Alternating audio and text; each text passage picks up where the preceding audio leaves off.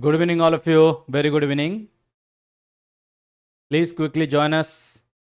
We'll start our session soon. Please join us quickly.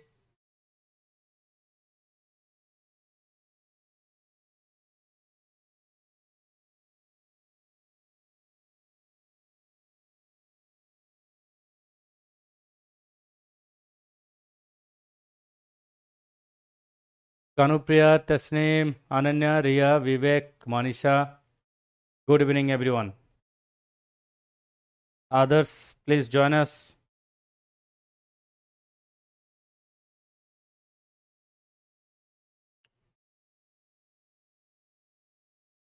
Usma Patel, yesterday and today chemistry and physics class conduct हुआ है क्या? Of course होना चाहिए. क्यों नहीं होगा?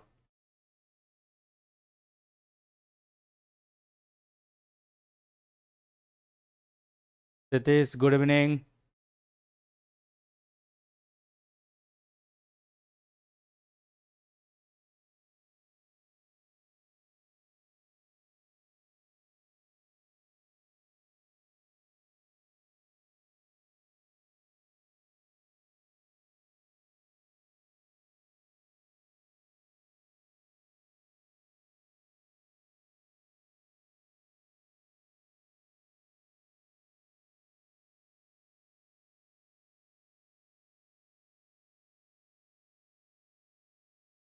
नहीं, कैंसिल दिखा रहा था.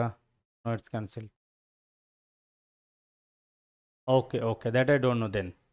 क्योंकि देखो, this is a different batch, that is a different batch. I don't know what is going on there.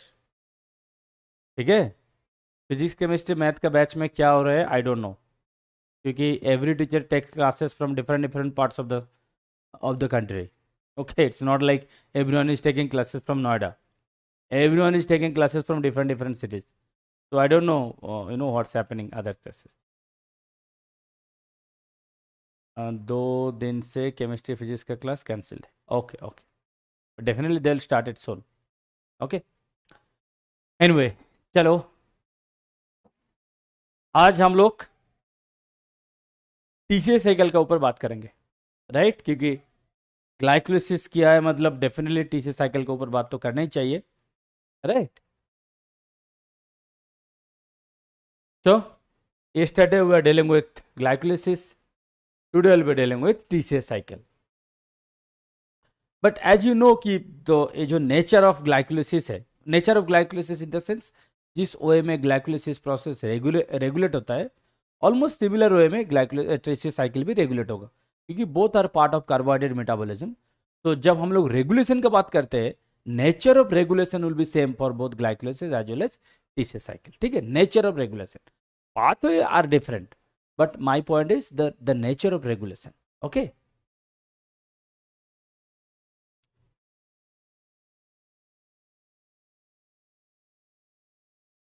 yeah, how much extra do you need to read from the book? These questions are irrelevant, Shreya.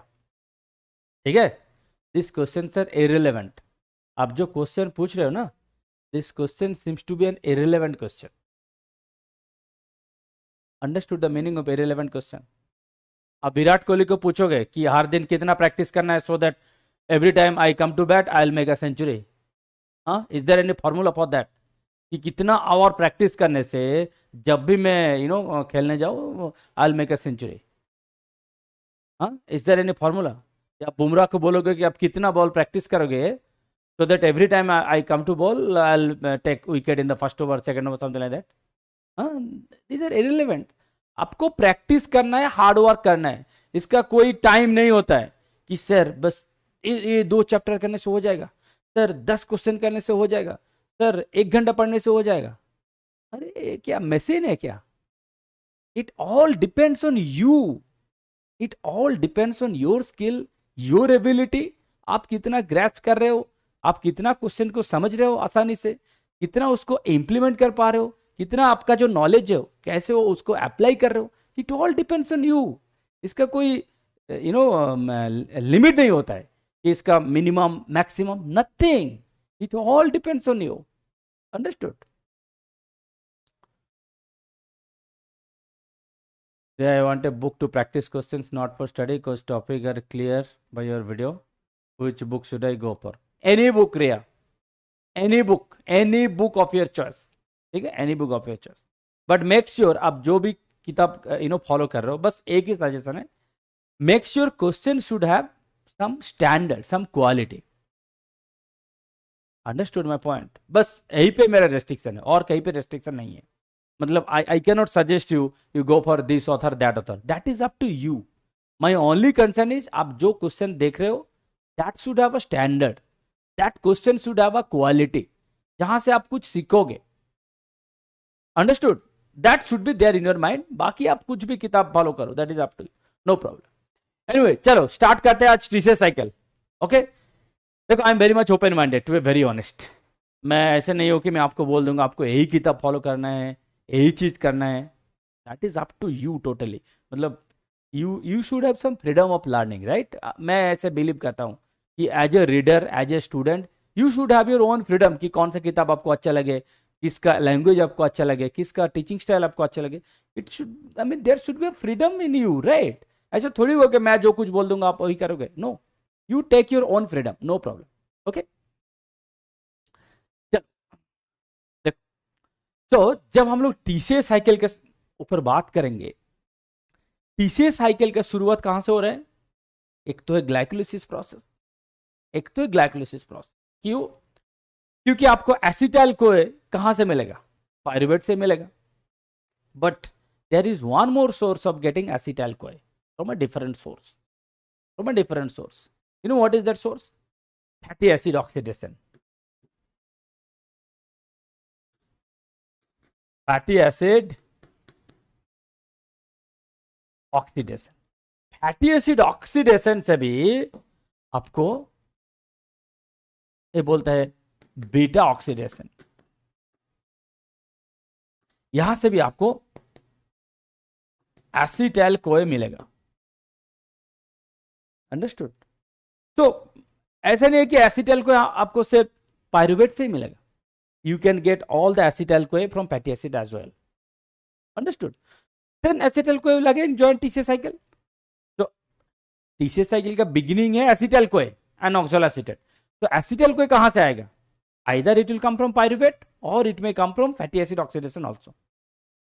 समझ रहे हो? Okay. Anyway, so now come to this point.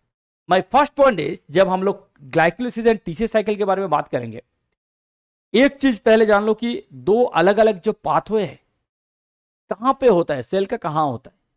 Glycolysis occurs in cytoplasm, TCA cycle occurs in mitochondria. ठीक. सो glycolysis का जो and product है जिसको हम लोग पायरुवेट मानते हैं, तो पायरुवेट से जो एसिटाइल कोए जो कन्वर्सन होता है वो कहां होता है? मतलब पायरुवेट साइटोप्लाज्म से आता है mitochondria. Understood? Pyruvate will come to mitochondria. वहां पे pyruvate will be converted to acetyl CoA. Look, ये जो ग्लाइकोलाइसिस है, ग्लाइकोलाइसिस ऑकर्स इन साइटोसोल. ठीक है, बाकी जितना जब आपका जो टीसीए साइकिल है दैट ऑकर्स इन माइटोकॉन्ड्रिया. अब देखो कहां इसका एंट्री हो रहा है. इसका एंट्री कहां हो रहा है? पायरुवेट टू एसिटाइल CoA, ये जो कन्वर्सन है, that conversion takes place inside mitochondria only. समझ रहे हो? पायरुवेट टू एसिटाइल कोए ये जो कन्वर्सन है that conversion takes place in mitochondria. जैसे एसिटाइल कोए हो गया then acetyl CoA will join TCA cycle. So this conversion will also take place in mitochondria. Understood? समझ रहे हो? Okay? Okay. Now जैसे आपका TCA cycle शुरू होगा, TCA साइकिल का आउटकम क्या है? What are the outcomes of TCA cycle? Again you will get यहां से NADH, FADH2 एंड आपको एक GTP भी मिलेगा which is equivalent to ATP. That I will show you. तो यहां से आपको बस इतना ही देखना है कि ग्लाइकोलाइसिस का जो प्रोडक्ट, जो एंड प्रोडक्ट जो कि हम लोग पायरुवेट मानते हैं, पायरुवेट टू एसिटाइल कोए जो कन्वर्सन है that conversion will take place in mitochondria itself. Okay, देखो TCA cycle का जो pathway, I'm sure this pathway is again is known to you. It is not a something very new or I'll give you some extra information. No, क्योंकि pathway तो बहुत simple है, एकदम simple सा pathway. तो यहां से हमको कुछ बोलने का जरूरत नहीं है, बट मैं जिस एंगल से बोल रहा हूं प्लीज उस एंगल से सोचो, ठीक है? मैं जो जिस एंगल से मैं बोलूंगा please you have to understand from that angle.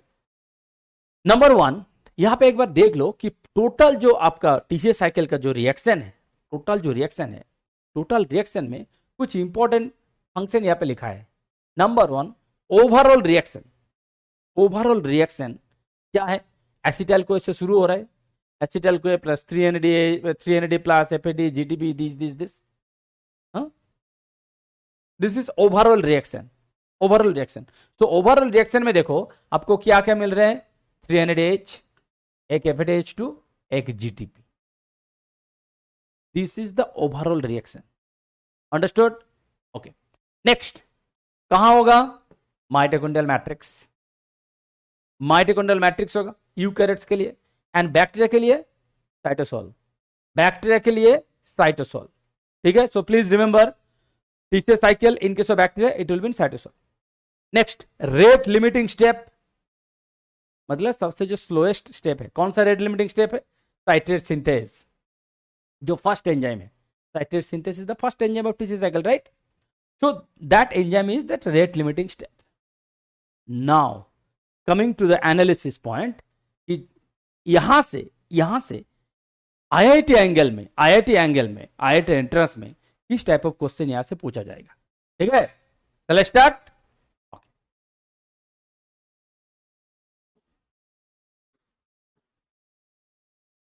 Number one, TCS cycle का शुरू हो रहे ऑक्सैल एसीटेट प्लस एसिटाइल कोए से, राइट? अब यहां पे कितना कार्बन है?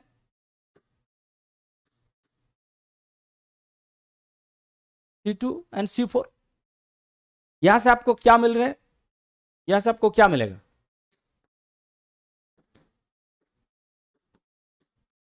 साइट्रेट।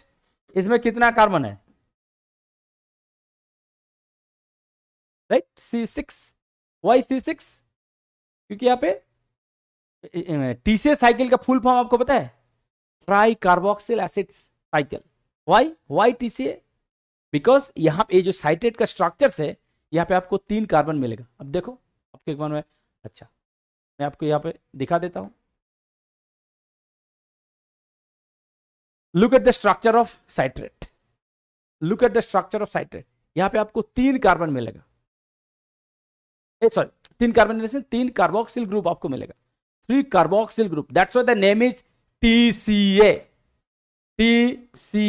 Try carboxylic acid. देखो, ट्राई कार्बोक्सिलिक एसिड, अंडरस्टूड? तो यहां पे इसका स्ट्रक्चर ऐसे कुछ होगा, CH2 COOH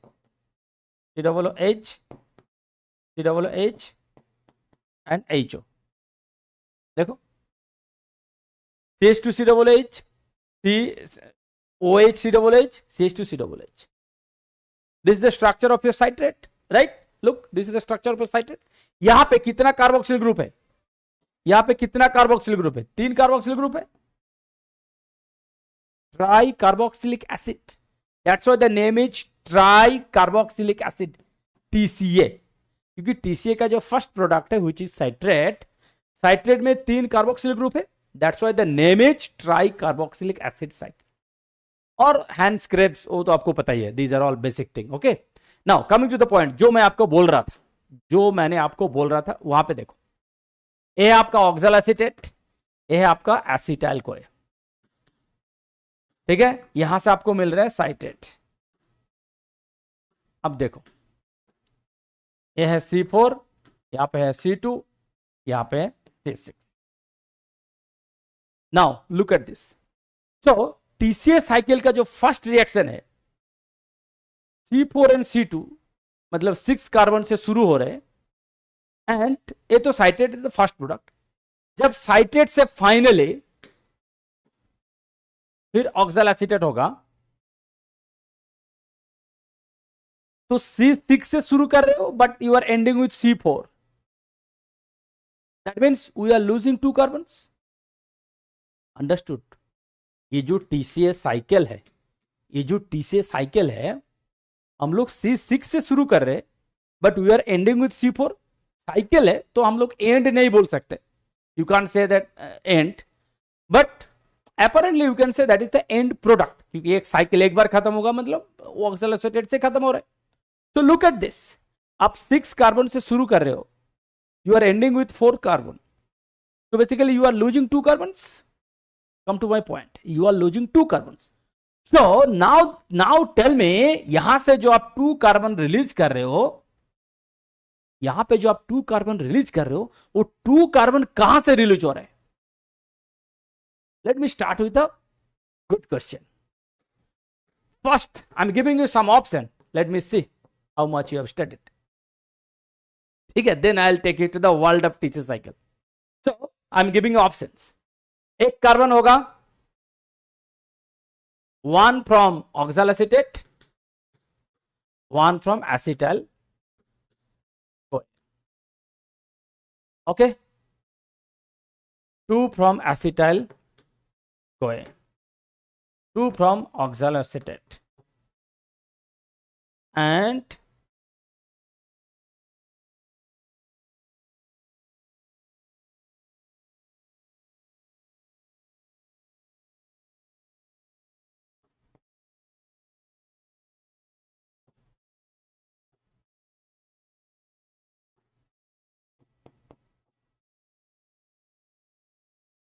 चलो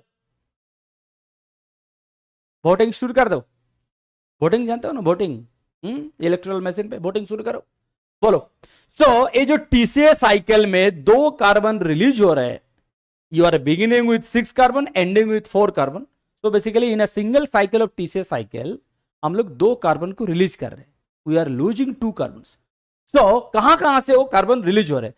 Number 1, 1 from oxaloacetate, 1 from acetyl CoA. Number 2, both from acetyl CoA. Number 3, both from oxaloacetate. Number 4, depends on the concentration of acetyl CoA. चलो वोटिंग शुरू करो.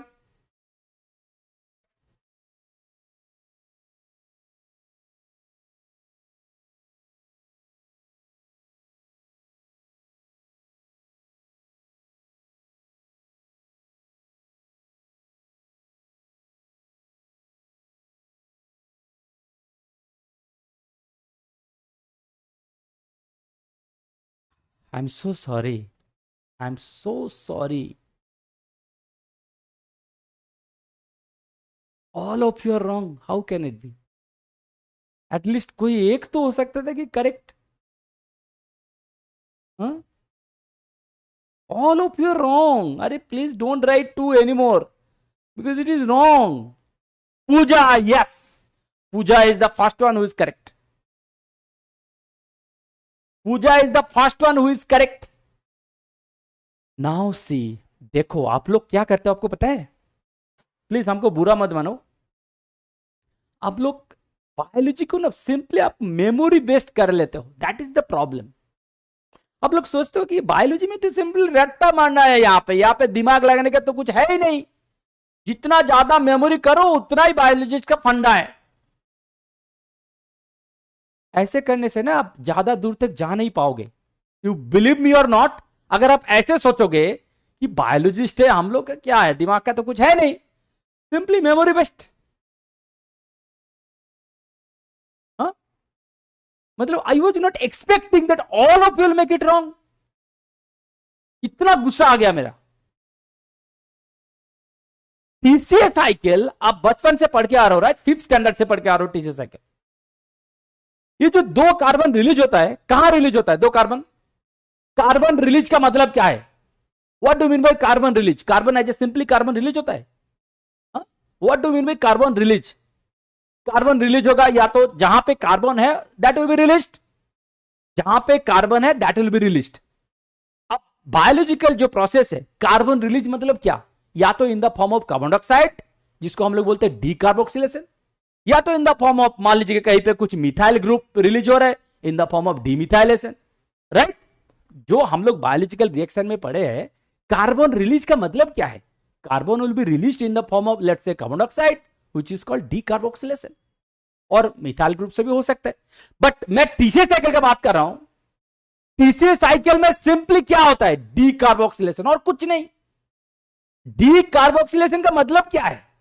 Carbon dioxide is released, carbon dioxide is released. Now think, carbon dioxide का मतलब क्या है? COO, right? अब एक बात बताओ, ये जो COO है ये कहां से आएगा? COO, मान लीजिए कोई कोई ग्रुप है ऐसे CH3 methyl group, methyl group से कार्बन डाइऑक्साइड रिलीज हो सकता है? हाँ, ये आपका नॉलेज है, मिथाइल ग्रुप से कार्बन डाइऑक्साइड रिलीज होगा। कार्बोनिल है, कार्बोनिल से कार्बन डाइऑक्साइड रिलीज होगा कभी? हाँ, कार्बन डाइऑक्साइड से कभी रिलीज, कार्बोनिल ग्रुप से कार्बन डाइऑक्साइड कभी रिलीज होगा? तो इसको अगर रिलीज होना है, सिंपली एक ही ग्रुप है दुनिया में, दुनिया में एक ही ग्रुप है जहां से रिलीज हो सकता है। कौन सा ग्रुप है वो? Carboxyl group, COOH। Now tell me, in acetyl CoA, how you write acetyl CoA? CH3 COS COA। अब यहां पे बताओ, यहां पे तो एसिटेट कार्बन है, एक मिथाइल है कार्बोनिल, यहां से कार्बन डाइऑक्साइड कैसे रिलीज होगा? टेल मी, यहां से कार्बन डाइऑक्साइड कहां से रिलीज होगा? हाँ, कहां से रिलीज होगा बताओ? ये होगा आपका फर्स्ट कार्बन, है आपका सेकंड कार्बन। कार्बन डाइऑक्साइड क्या कार्बोनिल से होगा या मिथाइल से होगा? कैसे नहीं होगा? तो ये जो दो कार्बन रिलीज होगा, both the carbon will be release from oxaloacetate. Understood? None of the carbon will be release from acetyl CoA. आप सोचो, जब पढ़ रहे हो कुछ दिमाग तो लगाओ। तो देखो, मैं एक चीज आपको बता रहा हूं, you have to be like outside box thinker.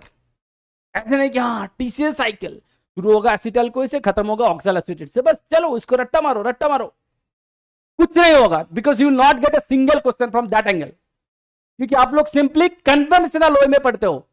You never think in a different way, you never think. Now understood?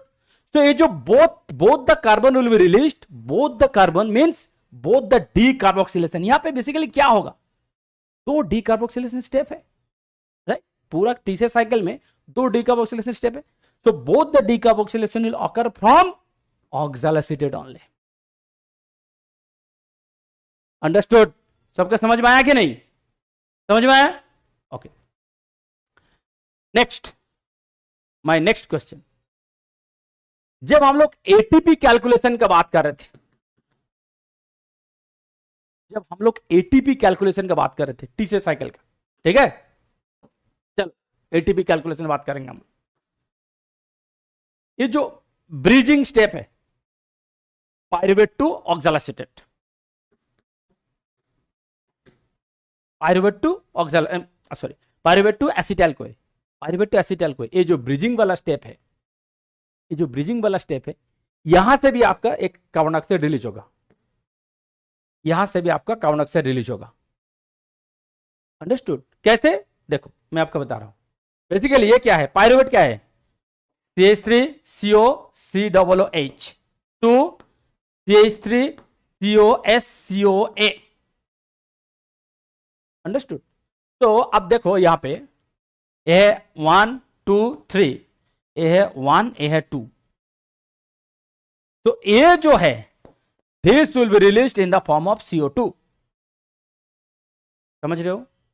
यहां से जो कार्बोक्सिल ग्रुप जो है that will be released in the form of CO2। बाकी ये जो दो carbon है that will be retained in acetyl CoA as usual. जो पायरुवेट में होगा same will be retained in acetyl CoA. Understood? समझ में आ गया? ओके, नाउ चलो पहले मैं आपको दिखाता हूं कि ये जो कन्वर्सन है पायरुवेट टू एसिटाइल कोए, ये जो कन्वर्सन है, कौन सा एंजाइम यहां पे रिस्पॉन्सिबल है? This is basically done by a group of enzymes. This is done by a group of enzymes, not a single enzyme, group of enzymes, that's why the name is written complex. It is not pyruvate dehydrogenase, it is pyruvate dehydrogenase complex। यहां पे तीन enzyme है, E1 E2 E3, तीनों enzyme एक साथ मिलके pyruvate to acetyl कोए बनाएगा। ठीक है, अब ये जो देखो, ये जो पायरुवेट टू एसिटाइल कोए है, यहां पे बेसिकली तीन छोटा छोटा you can say assembly of three, not assembly, it's a coupled reaction, you can say coupled reaction, मतलब three events are happening together। There are three independent events are happening together। What are the three independent happenings? Number one, again मैं जो बोल रहा हूं please use your skill, don't try to memorize anything because I hate memory, I hate memory. अगर आपको ऊपर जाना है इन द सेंस स्किल आपको गेन करना है, आपको थोड़ा हायर स्टडीज में जाना है, then you have to be a great thinker. Simply memory से आप कितना दूर जाओगे, you can not. Okay, anyway यहां पे आओ, देखो ये है पायरुवेट जो आपको बताया था CH3CO COOH, यह आपका एसिटाइल को है, ठीक है। सो देखो यहां से जब कार्बन डाइऑक्साइड रिलीज हो गया, तो ये इसका क्या रहेगा, ओनली एसिटेट रहेगा, राइट, CH3CO ऐसा कुछ रहेगा, CH3CO तो इसमें भी है, तो यहां पे एक्स्ट्रा एक ग्रुप आ रहा है जिसका नाम है कोए। देखो कोए का एडिशन हो रहा है, राइट, कोए का एडिशन हो रहा है। दैट मीन्स ये जो रिएक्शन है, इस रिएक्शन में there will be an entry of CoA group. Understood? What is CoA? Coenzyme A, coenzyme A. Again look at the reaction, pyruvate CH3CO COOH, यहां से अगर आप COO ग्रुप को निकाल रहे हो इन the form of carbon dioxide, तो क्या रहेगा, CH3CO। तो CH3CO तो ये है, इसके साथ एक कोए आ रहे, मतलब it will become acetyl CoA. That means in this reaction there will be an entry of CoA, right? So this is one event, that entry of CoA। समझ गया? ओके, इससे पहले और एक चीज ऑलरेडी हो गया जो कि रिमूवल ऑफ कार्बन डाइऑक्साइड, जिसको बोलते हैं डीकार्बोक्सिलेशन। सो एक तो है डीकार्बोक्सिलेशन, दूसरा क्या है, एंट्री ऑफ कोए, राइट। नेक्स्ट तीसरा क्या है, ऑक्सीडेशन। देखो NAD+2 NADH, ये भी होगा। तो ये जो टोटल जो रिएक्शन है, इस टोटल रिएक्शन में आपको 3 इंडिपेंडेंट इवेंट्स देखने को मिलेगा। Number 1 decarboxylation, number 2 entry of कोए, नंबर 3 ऑक्सीडेशन, ठीक है। एंड तीनों रिएक्शन में आपको E1 E2 E3 अलग अलग इसका कंट्रीब्यूशन मिलेगा, so that together E1 E2 E3 will say pyruvate dehydrogenase complex. Now I will show you what is E1, what is E2, what is E3 and what they do individually. अब देखो, look, ये है आपका E1, ये है E2, ये है E3। E1 क्या है, pyruvate dehydrogenase, DH मतलब dehydrogenase। नेक्स्ट E2 क्या है, डाइहाइड्रोलाइपोइल ट्रांसएसिटाइलेज, नाम आपको याद रखना ही है। E3 डाइहाइड्रोलाइपोइल dehydrogenase. अब ये जो 3 इंडिपेंडेंट एंजाइम है, इसका प्रोडक्ट देखो, देन आपको पता चलेगा कि कौन सा एंजाइम का क्या कंट्रीब्यूशन है। फर्स्ट जो एंजाइम है पायरुवेट डिहाइड्रोजिनेज, इसका क्या रोल है, प्रोडक्ट कार्बन डाइऑक्साइड, मतलब डीकार्बोक्सिलेशन में उसका रोल है। Pyruvate dehydrogenase in the reaction of pyruvate dehydrogenase complex is involved in the decarboxylation process. Next, E2 dihydrolipoyl transacetylase is involved in the formation of acetyl CoA by making entry of CoA group. क्योंकि जब तक ना CoA इसके साथ attach होगा, acetyl group के साथ attach होगा, it will not become acetyl CoA। Understood? Next third क्या है, ऑक्सीडेशन, NAD+2 NADH, ठीक है। सो ये जो 3 अलग अलग यू कैन से डिफरेंट एंजाइम है, E1 E2 एंड E3, तीनों मिलके बनाएगा pyruvate dehydrogenase complex. Is it clear? Clear हो गया? ओके। नाउ यहां पे एक बहुत इंपॉर्टेंट एस्पेक्ट है, मैं आपको बता रहा हूं। ये जो स्लाइड है, this slide is not a part of your TCS cycle. First of all, this slide is not a part of your TCS cycle, but इस स्लाइड से इतना सारा क्वेश्चन आएगा, it is somehow link to TCS cycle, इसलिए मैंने ये slide को यहां पे जानबूझ के रखा, ठीक है। अब देखो ये क्या है, विटामिन सर्व्स एज कोएंजाइम्स। देखो vitamin B1 B2 B6 niacin B5 biotin folic acid B12, ये सब जो विटामिन है इसका कोएंजाइम फॉर्म क्या है। For an example B1 coenzyme क्या है, TPP थायमिन पायरोफॉस्फेट। ये कौन सा रिएक्शन में इन्वॉल्व है, डीकार्बोक्सिलेशन रिएक्शन में इन्वॉल्व है, ठीक है। You have to remember this is very high funda question, मैं आपको बता रहा हूं। नेक्स्ट राइबोफ्लेविन, एफएडी, एफएमएन कौन सा रिएक्शन में इन्वॉल्व है? रेडॉक्स रिएक्शन में। Pyridoxine, pyridoxal phosphate, PPP, pyridoxal phosphate कहां पे इन्वॉल्व है? Amino group transfer. NAD plus NADP plus redox reaction. Coenzyme में एसाइल ग्रुप ट्रांसफर। यहां से क्वेश्चन कैसे आएगा? सिंपली आपको कलम दे देगा, कलम मैचिंग होता है ना, left side with right side. तो लेफ्ट साइड में आपको ऐसे दे देगा TPP, PPP, FAD, NAD, biocytin. Right side में आपको ऐसे रिएक्शन दे देगा, आपको सिंपली मैच करवाना है।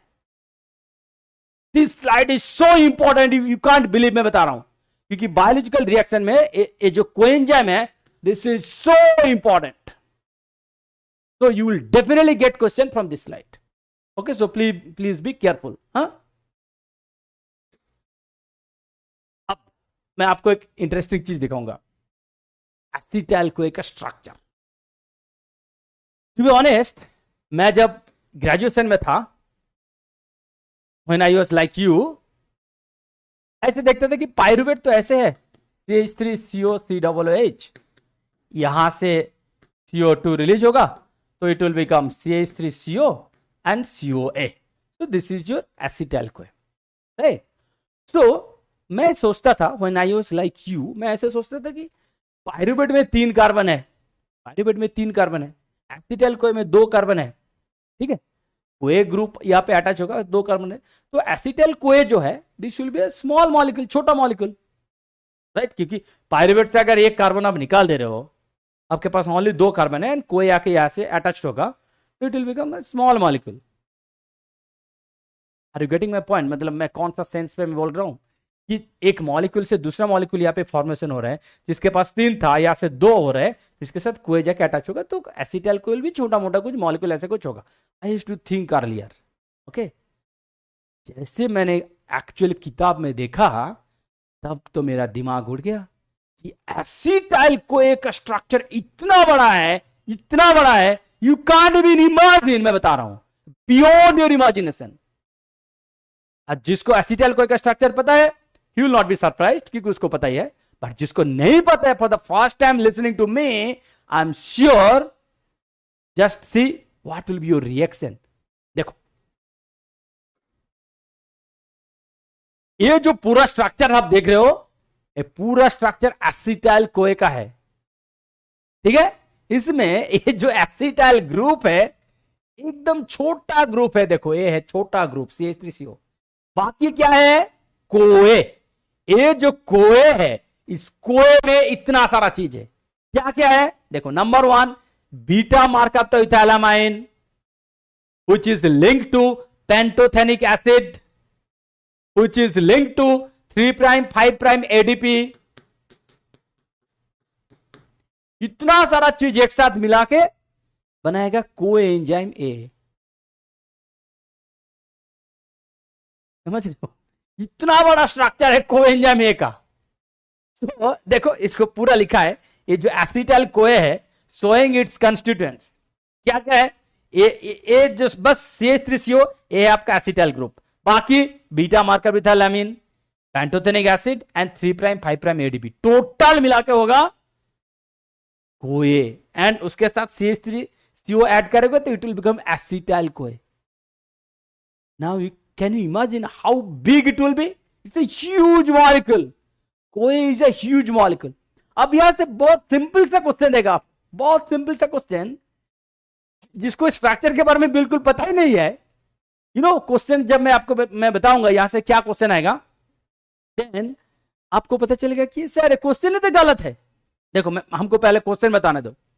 मेरा क्वेश्चन ऐसे होगा, which of the following structure is not a part of acetyl CoA? ठीक है, very simple, which of the following structure is not a part of acetyl CoA? तो ऑप्शन रहेगा ऐसे कुछ, beta marker ethylamine, pantothenic acid, 3' 5' ADP, right? ऐसे कुछ option होगा, and 3' 2' ADP something कुछ। तो जो फॉर द फर्स्ट टाइम जो सुन रहे हैं एसिटाइल कोए में इतना सारा चीज है, उसको लगेगा सर एसिटाइल कोए के अंदर पे पैंटोथेनिक एसिड कहां से आ जाएगा, 3' 5' ADP कहां से आ जाएगा? Question is wrong itself. Understood जो मैं बोल रहा हूं, राइट? तो आपको पहले ये चीज ध्यान में देखना है कि एसिटाइल कोए में क्या क्या है। ठीक है, दिस इज ऑल कोए। एसिटाइल ग्रुप तो बहुत छोटा है, CH3CO। डन। ओके, अब देखो, ये एक इंपॉर्टेंट चीज यहां पे रखा, जो मैंने कल आपको बताया था, शायद आपको पता होगा, कि मैंने कुछ फॉस्फेट रिच कंपोनेंट के बारे में बात कर रहा था। Do remember? जिसके पास फॉस्फेट ग्रुप है, that can become phosphate rich compound. अब देखो, एनर्जी रिच फॉस्फेट कंपाउंड का एक डिटेल एनालिसिस मैंने यहां पे प्लेस किया। This will definitely help you to know किसको हम लोग हाई एनर्जी कंपाउंड बोलेंगे, किसको हम लोग लो एनर्जी कंपाउंड बोलेंगे। ठीक है, ऐसे देखो, दो अलग अलग है, एक है हाई एनर्जी फॉस्फेट, एक है लो एनर्जी फॉस्फेट।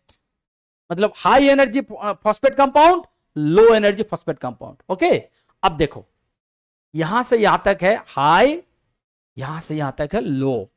अब देखो, हायर में सबसे ज्यादा पोटेंशियल किसका है? Phosphoenol pyruvate. Phosphoenol pyruvate -14.8 calorie per mole, सबसे ज्यादा हाईएस्ट है phosphoenol pyruvate, highest high energy component. Understood? Phosphoenol pyruvate. Next carbamoyl phosphate, next cyclic AMP, next 1,3-bis phosphoglycerate, next phosphocreatine, next acetyl phosphate, next S adenosyl methionine, next pyrophosphate, next acetyl CoA, last ATP to ADP and PI. ATP to ADP and PI will give you -7.3. Phosphoenol pyruvate देगा -14.8। Understood? कितना difference है? तो एक benchmark है 7.3 ATP to ADP and PI, एकदम सबसे lowest category है, high energy rich का लोएस्ट है। अब मैं बात करूंगा लो का। लो का शुरू हो रहा है ADP to AMP and PI -6.6, next glucose 1 phosphate, next fructose 6 phosphate, next glucose 6 phosphate, next glycerol 3 phosphate. Understood?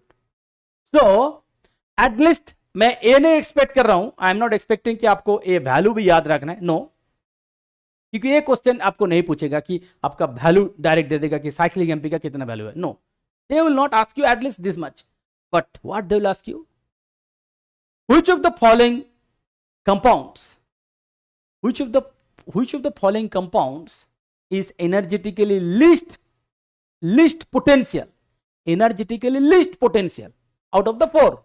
तो आपको 4 ऑप्शन दे देगा, 4 में से 3 ऊपर से एक दे देगा, नीचे से एक दे देगा। अंडरस्टूड? या तो which of the following is highest potential, तो यहां से 3 देगा, वहां से एक देगा। या तो हाईएस्ट मतलब ऐसा नहीं है कि सब यहां से 3 देगा, यहां से एक देगा, नो, यहां से भी देगा, यहां से भी देगा। हाईएस्ट मतलब फॉस्फोनोल पायरुवेट सबसे हाईएस्ट, ऑप्शन में जो दे रहे हैं आपको ऑप्शन में जो देगा। तो एक चीज देखो, साइक्लिक एमपी का potential is more than ATP. Understood? मैं जो बोल रहा हूं समझ रहे हो? साइक्लिक एमपी का potential is more than ATP to ADP and Pi. Understood? समझ रहे हो? सो प्लीज इसका ऑर्डर एक बार आप याद कर लो, ठीक है? ऑर्डर ही आपको याद रखना और कुछ नहीं, मतलब you no need to remember the value. अगर वैल्यू याद रखना है तो एटीपी का जो वैल्यू है इसको याद रखो, -7.3, ठीक है? बट बाकी जो है इसका ऑर्डर आपको याद रखना है कि कौन सा ऑर्डर में, whether it is coming high energy और लो एनर्जी। ओके, नाउ ये आपका टीसीएस साइकिल जिसके साथ आप परिचित हो, जो कि already known to you, right? चलो देखते हैं कि कार्बन डाइऑक्साइड कहां कहां रिलीज हो रहा है। पहले एक बार देख लेते हैं कार्बन डाइऑक्साइड कहां कहां रिलीज होगा। यहां से रिलीज होगा कार्बन डाइऑक्साइड, और एक कहां से रिलीज होगा, यहां से होगा कार्बन डाइऑक्साइड रिलीज, ठीक है? तो यहां पे जो कार्बन डाइऑक्साइड रिलीज हो रहा है इसका नाम है आइसोसाइटेट डिहाइड्रोजनेज। यहां से जो कार्बन डाइऑक्साइड रिलीज हो रहा है इसका नाम है alpha keto glutarate dehydrogenase complex. By the way यहां पे भी 3 एंजाइम है, E1 E2 E3, that's why the name is complex. तो पायरुवेट डिहाइड्रोजनेज कॉम्प्लेक्स, वहां पे भी 3 एंजाइम है, यहां पे भी 3 एंजाइम है, ठीक है? तो एक बार देखो, यहां पे कार्बन डाइऑक्साइड रिलीज हो रहा है, यहां पे कार्बन डाइऑक्साइड रिलीज हो रहा है, ठीक है? एंड बाकी आप कितना स्टेप है जहां पे एनएडीज आपको मिल रहे हैं, यहां पे, यहां पे, यहां पे 3 स्टेप में आपको एनएडीज मिल रहे हैं, एक स्टेप में आपको FADH2 मिल रहे हैं, एक स्टेप में आपको डायरेक्ट जीटीपी मिल रहा है, राइट? एक स्टेप में आपको डायरेक्ट जीटीपी मिल रहा है, which is equivalent to ATP. And इसको हम लोग क्या बोलेंगे, substrate level phosphorylation, substrate level phosphorylation. Now come to the point, यहां पे जो सबस्ट्रेट लेवल फॉस्फोरिलेशन है, who is the phosphate group donor, कौन दे रहे हैं, सक्सिनाइल कोए। सक्सिनाइल कोए विल एक्ट एज सबस्ट्रेट जहां से फॉस्फेट ग्रुप रिलीज होगा, so that it will become GTP, and this should also come under substrate level phosphorylation. Understood? Now my first question to all of you, please listen to me. You start with glucose, one molecule of glucose. Now if I say that one molecule of glucose is completely oxidized, that means you have to consider glycolysis also, you have to consider TC cycle also.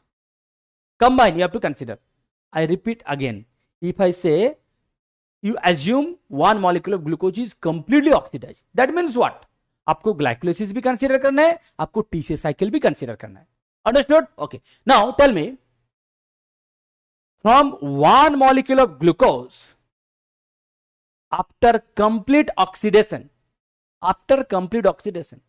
you tell me the number of ATP molecule, the number of ATP molecule you will be getting only through substrate level phosphorylation. Tell me, how many ATP you will be getting through substrate level phosphorylation? You simply write the number, because I will not give you any option. You calculate and tell me the numbers. Saki sir, since ATP and GTP is same, can you replace GTP with ATP in the cycle? No, you cannot replace. Saki, you cannot replace.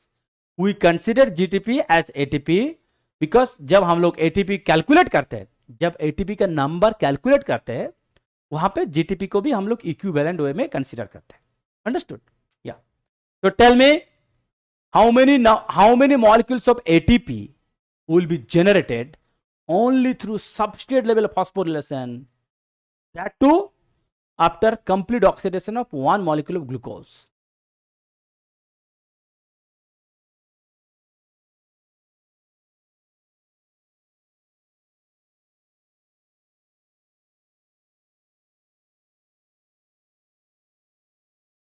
जैसे IIT का selection होगा, अभी screening चलेगा, आप यहां से अभी IIT का स्क्रीनिंग चलेगा. ठीक है, चलो. एक्चुअली क्या है ना, अभी तक इस टाइप ऑफ क्वेश्चन तो कभी आपको कोई पूछा ही नहीं है. आपको सिंपली 2 क्वेश्चन पूछा है, ग्लाइकोलिसिस से कितना एटीपी मिलेगा, टीसीए साइकिल से कितना एटीपी मिलेगा, या तो total complete oxidation of glucose से कितना मिलेगा.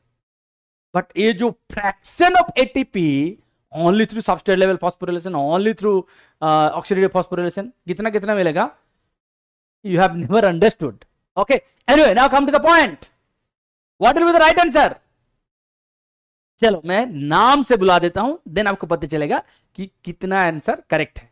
नाम से बुला देता हूं, ठीक है, सो दैट ही और she will also feel great कि सर तो एटलीस्ट मेरा नाम लिया.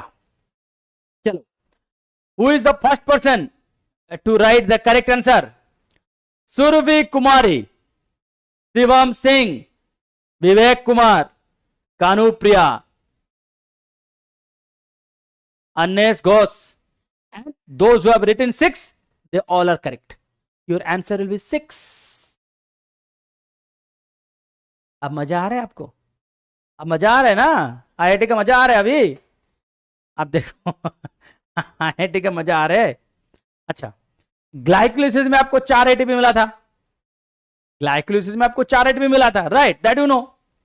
अच्छा, एक बात बताओ, यहां पे जब आपको ये जो देख रहे हो ना, यहां पे क्या देख रहे हो, कितना जीटीपी है? 1 जीटीपी है. ये कहां से हो रहा है, कहां से शुरू हुआ है, कहां से? एसिटाइल कोए से. 1 molecule of glucose will give you how many molecule of acetyl CoA? 2 molecule of acetyl CoA, right? क्योंकि 1 molecule of glucose will give us 2 molecule of pyruvate. तो अगर 2 molecule of pyruvate हो रहा है तो definitely will get 2 molecule of acetyl CoA.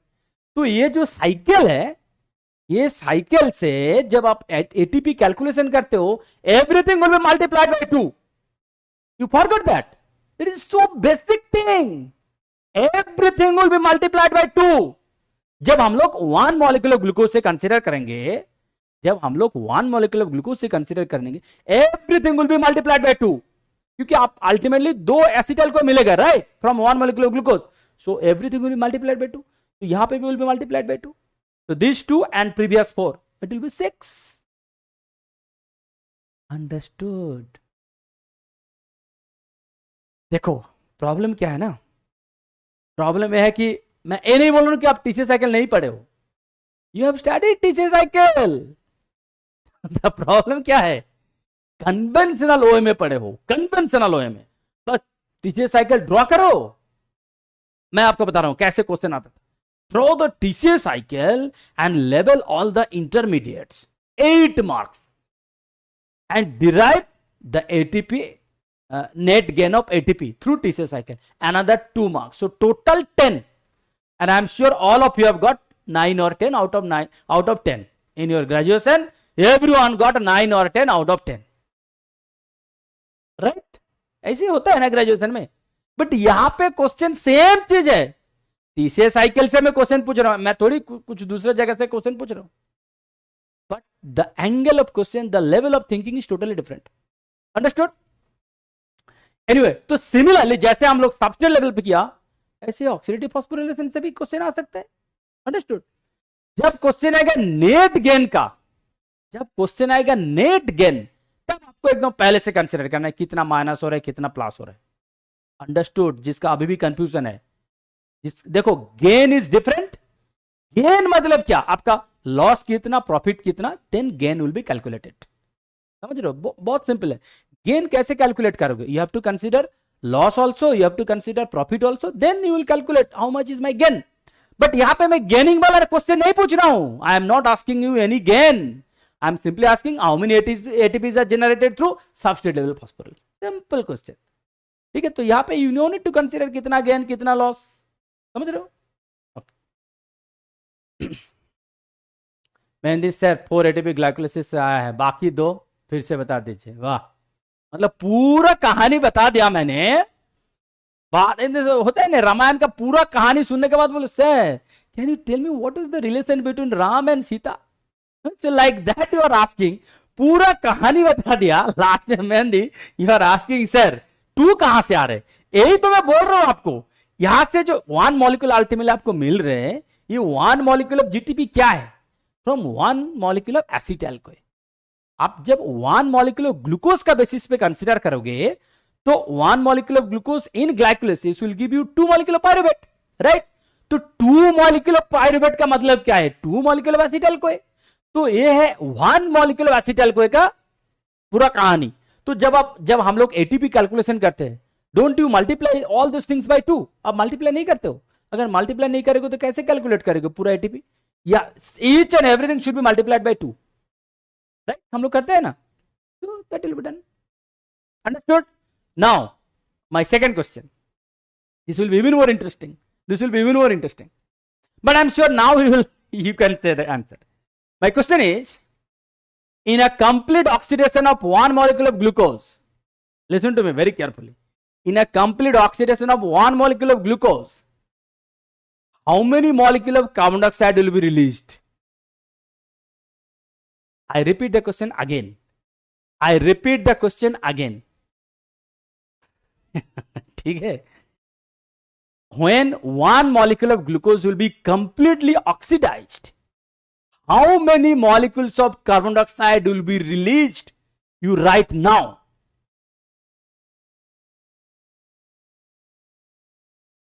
Right, लिखो.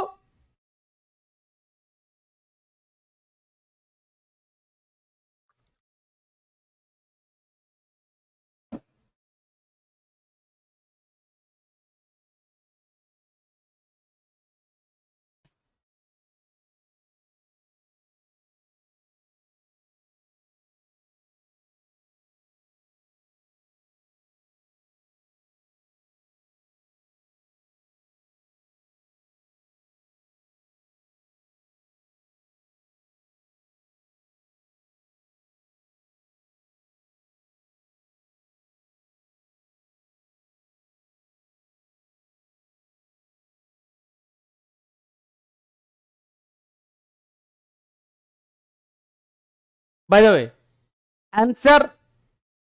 अच्छा एक बात बताओ, पहले एक बात बताओ, आप इतना सारा आंसर लिखे हो, आप एक बात बताओ कितना इवेंट्स है, मतलब कितना स्टेप है जहां पे डी कार्बोक्सिलेशन हो रहा है? Tell me that first. ये जो पूरा ग्लाइकोलिसिस एंड टीसीएस साइकिल, पूरा ग्लाइकोलिसिस में एक भी डी कार्बोक्सिलेशन नहीं है। अंडरस्टूड? स्टेप बाय स्टेप आओ। पूरा ग्लाइकोलिसिस में there is not even a single step of decarboxylation. तो ग्लाइकोलिसिस में डी कार्बोक्सिलेशन नहीं होता है, छोड़ो। नाउ डी कार्बोक्सिलेशन शुरू कहां से हो रहा है? पायरुवेट टू एसिटाइल कोए। तो पायरुवेट टू एसिटाइल कोए वहां पे होगा एक बार decarboxylation, then TCS cycle में और 2 बार होगा डी कार्बोक्सिलेशन। तो कितना बार डी कार्बोक्सिलेशन हो रहा है? 3 बार। एंड डी कार्बोक्सिलेशन शुरू कहां से हो रहा है? पायरुवेट से। तो this 3 will be multiplied by 2, क्योंकि हम लोग 1 मॉलिक्यूल ऑफ ग्लूकोज का बात कर रहे हैं। So your answer will B 6 molecule of carbon dioxide. 6 molecule of carbon dioxide will be released when 1 single molecule of glucose will be completely oxidized. Understood? समझ रहे हो? अभी क्वेश्चन इस एंगल से पूछा जाएगा माय डियर ऑल स्टूडेंट्स, ठीक है? ऐसे मत सोचो कि सर ग्लाइकोलाइसिस टीसीएस साइकिल में क्या है, तो बहुत बार पढ़ के आए हम लोग, राइट? तो यहाँ पे everything seems to be boring कि आप तो वही चीज पढ़ाओगे। अंडरस्टूड? एनीवे देखो, तो जैसे हम लोग ग्लाइकोलिसिस के बारे में डिस्कस किए थे, ऐसे यहां पे भी है। आपको जितना सारा स्टेप है, यहां पे जितना सारा स्टेप है, हर एक एंजाइम का नेचर क्या है वो आपको देखना है, ठीक है? हर एक एंजाइम का नेचर क्या है वो आपको देखना है। नेचर कहां पे मेंशन है? यहां पे मेंशन है, देखो यहां पे मेंशन है। टाइप यहां पे देखो लिखा है A B C D E F, ऐसे ऐसे लिखा है, ठीक है? सो फॉर एन एग्जाम्पल मान लीजिए first acetyl CoA and oxaloacetate to citrate. तो एंजाइम क्या है? Citrate synthase. तो यहां पे लिखा है देखो ए मतलब कंडेंसेशन, ए मतलब कंडेंसेशन। सिमिलरली ग्लूटारेट, तो आइसोसाइटेट डिहाइड्रोजिनेज। यहां पे क्या क्या है? डी प्लस ई। डी मतलब डी कार्बोक्सिलेशन, ई मतलब ऑक्सीडेशन, क्योंकि यहां पे कार्बन डाइऑक्साइड भी रिलीज हो रहा है एंड ऑक्सीडेशन भी हो रहा है। अंडरस्टूड? तो आपको इस एंगल से देखना है कि कौन सा स्टेप में क्या इन्वॉल्व है। अंडरस्टूड? मतलब कौन सा एंजाइम का रिएक्शन मीडिएटेड क्या है। ओके, देखो मैं आपको पूरा स्पॉट बता रहा हूं कि कौन सा स्पॉट में कौन सा एंगल से क्वेश्चन आएगा। मैं जैसे जैसे आपको मैं बोल रहा हूं, so please keep a focus on those particular point. Okay, next, जैसे मैंने ग्लाइकोलिसिस के बारे में आपको बताया था कि ग्लाइकोलिसिस में 3 स्टेप है जो कि ओनली फॉरवर्ड मतलब रिवर्सेबल, सॉरी इरिवर्सेबल। बाकी जो 7 स्टेप था वो था ऐसे।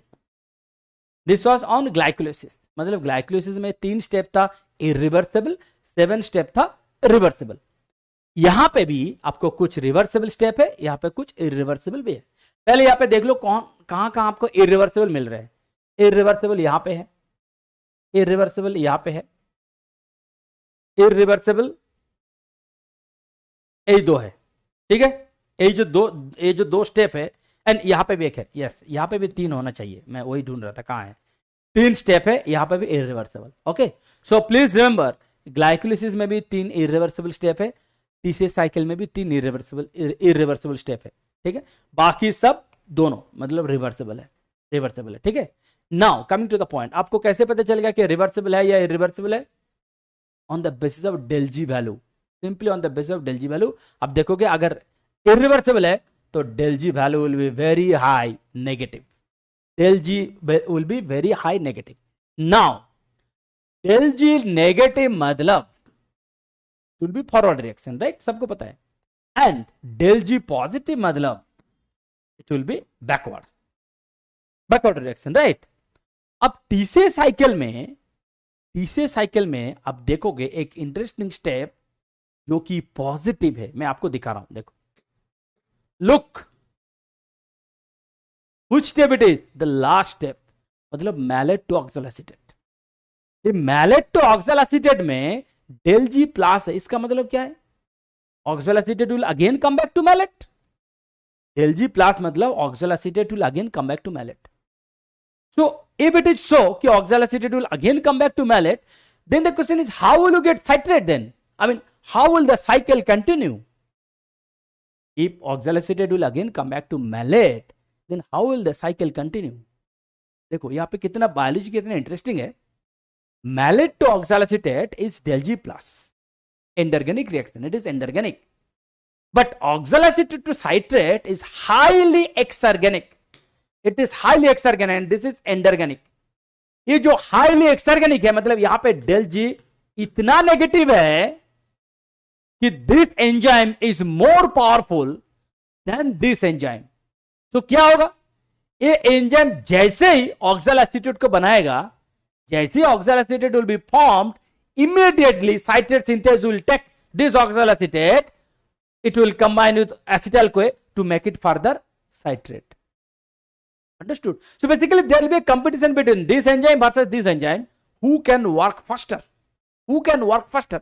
So since this is highly exergonic, the citrate synthase, the moment oxaloacetate will be formed, immediately that will be converted to citrate. And that is the beauty of coupled reaction. क्योंकि यहां पे हर एक step जो है intermediate है. ऐसे नहीं कि this is individual, this is individual, this is individual. मतलब हर एक के साथ हर एक का लिंक है एंड कोऑर्डिनेशन है. ठीक है. देखो अब यहां पे मैंने सेम चीज ये खुद मैंने बनाया क्योंकि आपको पता ही चलेगा कि कुछ जो रिएक्शन टाइप वाला जो था, जो स्लाइड था, that was taken from a text book, but ये जो था दैट इज टाइप्ड बाय मी. यहां पे मैंने इनहिबिटर को रखा जो कि उसमें आपको नहीं मिलेगा. यहां पे आपको इनहिबिटर रखा, मैंने जानबूझ के मैंने इनहिबिटर रखा. एंड इनफैक्ट यहां पे रिएक्शन टाइप भी मैंने रखा so that this slide will also help you. अब देखो, so look at this. Let's say citrate synthase inhibitor कौन कौन है? NADH, ATP, citrate, acetyl-CoA and all those. ठीक है. अब यहां से देखो, मान लीजिए कि ATP एक्ट्स एज इनहिबिटर. यहां पे है, यहां पे है, यहां पे है, इतना सारा जगह पे ATP एक्ट्स एज इनहिबिटर. अब NADH कितना कितना जगह पे NADH acts as inhibitor. NADH acts as inhibitor यहां पे, NADH एक्ट्स एज इनहिबिटर यहां पे, NADH एक्ट्स एज इनहिबिटर यहां पे. समझ रहे हो? ये सब आपको याद रखना है कि कौन सा इनहिबिटर कहां काम कर रहा है, इसका कोरिस्पॉन्डिंग एंजाइम आपको याद रखना है. ठीक है. क्योंकि MCQ है, ultimately they will ask you MCQ. They can frame question from anywhere. And पूरा जो मेटाबॉलिज्म का जो वर्ल्ड है, पूरा जो वर्ल्ड ऑफ मेटाबॉलिज्म है, सबसे ज्यादा क्वेश्चन आता है ग्लाइकोलाइसिस एंड टीसीए साइकिल से. And of course electron transport chain. यही जो तीन है that will cover up majority of your metabolism part. यहां से मेजॉरिटी क्वेश्चन आएगा. ठीक है. नाउ द थिंग इज, बहुत सारे students glycolysis and TCA cycle नाम सुन के ही इतना लाइटली ले लेते हैं कि ग्लाइकोलाइसिस तो स्कूल से पढ़ के आ रहे हैं, टीसीए साइकिल में क्या है, बस एक ही तो पाथवे है. इतना लाइटली ले लेते हो. That's why you do mistake in glycolysis and TCA cycle also, जो कि नहीं करना चाहिए. अंडरस्टूड? ओके. सो इस स्लाइड में आपको इनहिबिटर वाला पार्ट एक्स्ट्रा आपको मिलेगा. एंड ऑफ कोर्स यहां से आप रिएक्शन टाइप भी देख सकते हो और या तो प्रीवियस स्लाइड से भी देख सकते हो. That is up to you.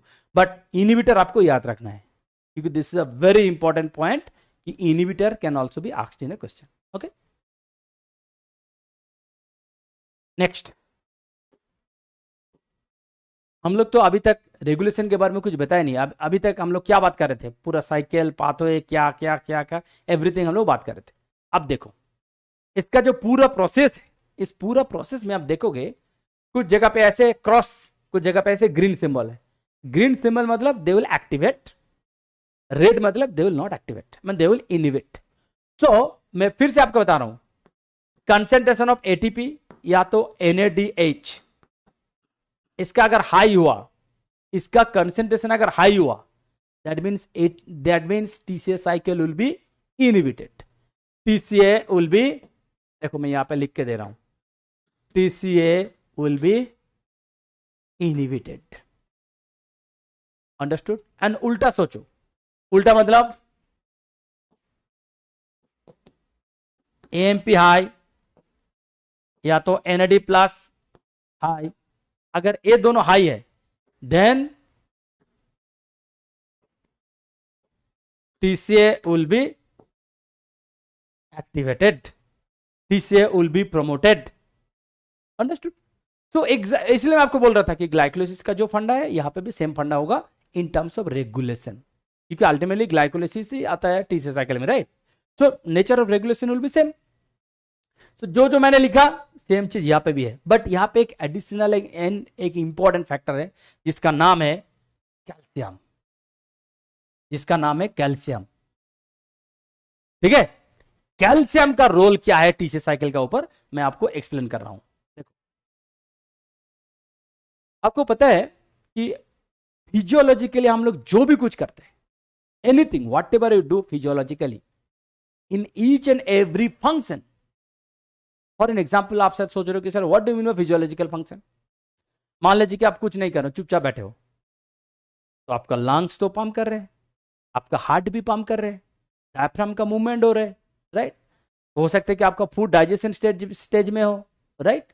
या तो आई लिड का मूवमेंट हो रहा है, या तो हैंड का मूवमेंट हो रहा है, anything in each and every. ये जो फिजियोलॉजिकल फंक्शन के बारे में मैं आपको बता रहा हूं, in each and every physiological function there is a muscle contraction and relaxation.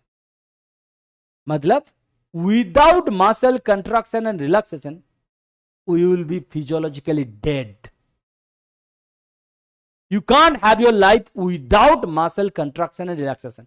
जिस दिन muscle contraction relaxation stop हो जाएगा, we are also gone. मतलब जब तक हम लोग जिंदा है, muscle contraction relaxation will be continuous.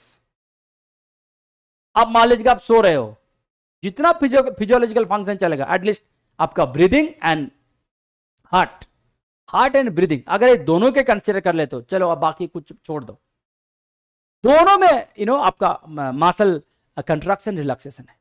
Now coming to the point, muscle contraction relaxation में आपको पता चलेगा, जब ट्रोपोनिन ट्रोपोमायोसिन का मूवमेंट के बारे में आप देखोगे, you have studied in school biology, right? वहां पे I am sure you have studied this processes are ATP dependent process. मतलब ATP hydrolysis will give energy in during muscle contraction relaxation. And वहां पे कैल्शियम का एक बहुत बड़ा role है. मतलब calcium will help in the muscle contraction relaxation process, जहां पे एटीपी हाइड्रोलिसिस भी equally important. So now come to the conclusion. The conclusion is, जहां पे कंट्रैक्शन एंड रिलैक्सेशन होगा मसल का, वहां पे एटीपी हाइड्रोलिसिस भी चाहिए, वहां पे कैल्शियम भी चाहिए. Understood? So I repeat again, जहां पे मसल कंट्रैक्शन रिलैक्सेशन का इवेंट चलेगा, वहां पे आपको एटीपी हाइड्रोलिसिस भी चाहिए, क्योंकि ATP hydrolysis will eventually give you energy. And at the same time, जब मसल कंट्रैक्शन जो प्रोसेस है, उस प्रोसेस में calcium is also equally important, क्योंकि calcium is directly involve.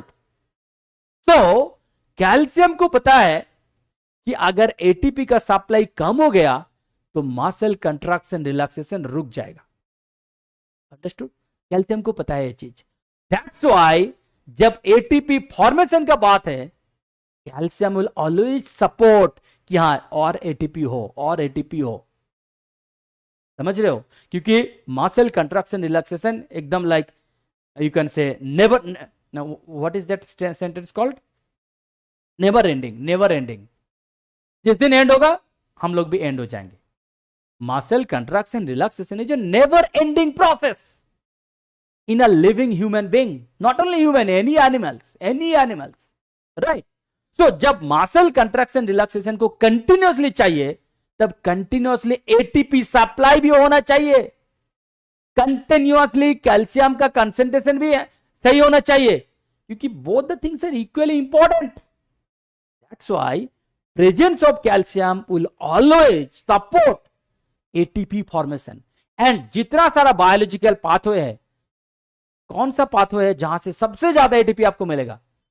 This is TCA cycle. TCA cycle से सबसे ज्यादा ATP आपको मिलेगा, चाहे किसी भी सोर्स से आए, चाहे वो फैटी एसिड से आए, चाहे वो प्रोटीन से आए, चाहे कार्बोहाइड्रेट से आए, किसी भी सोर्स से आए. अंडरस्टूड? किसी भी सोर्स से आए, TCA साइकिल से सबसे ज्यादा एटीपी आपको मिलेगा. That's why calcium will always promote TCA cycle. I'm sure you will never forget it, right. So अब जहां जहां आप देखोगे ये जो ग्रीन सिंबल है वहां पे देखो कैल्शियम है, वहां पे देखो कैल्शियम है, वहां पे देखो कैल्शियम है। समझ गया?